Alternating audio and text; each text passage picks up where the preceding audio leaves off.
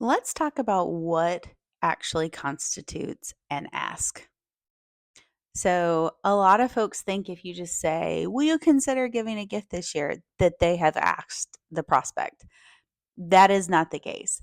In by my criteria, which includes 20 years of fundraising experience, I'm a CFRE or certified fundraising executive and a consultant with numerous different institutions.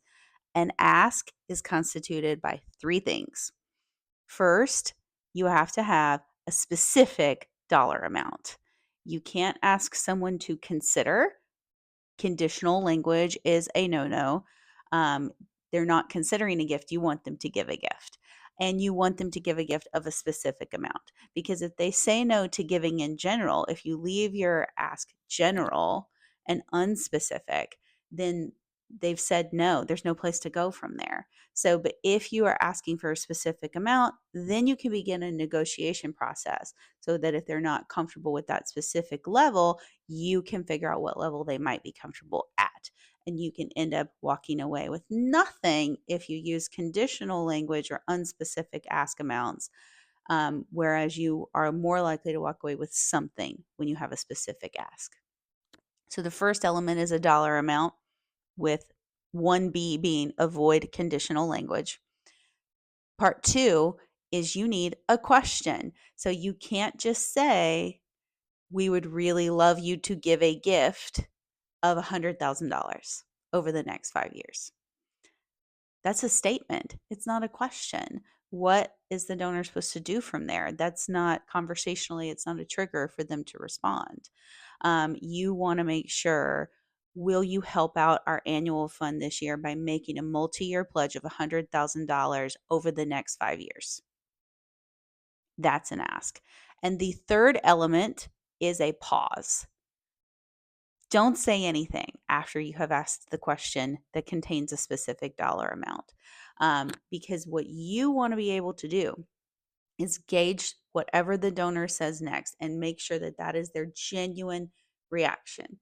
So if the very next thing out of their mouth is, "Well, I need to talk to my wife," or "I need to talk to my husband," or "I need to talk to my accountant," then you're going to know that they need more time, they need more information, and they need to go see something about their specific situation. If their follow up seems hesitant, as though you've asked them for too much, you know that now's the time to start to negotiate to a level they're more comfortable with. If they follow up with questions about, "Well, what about stock or an IRA rollover?" then you know what to do next. If they have a very negative reaction that might show that they don't quite trust the organization yet, or you haven't spent enough time in the relationship building phase and educating them about your mission and values and the work that you do, then you're going to need to back up and you're going to need to fill those steps in before you ask again.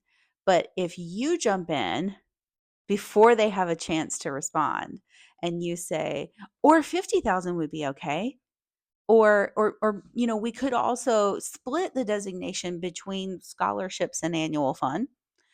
Don't offer up alternatives before you've heard their reaction.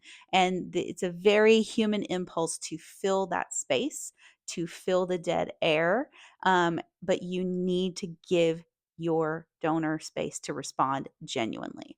And you need to give yourself the opportunity to read that response accurately so that you know what to do next. If you fill the space and you jump in and fill that dead air, you're leading the prospect somewhere and you're not getting their genuine concerns. You're not getting a full read on their actual concerns.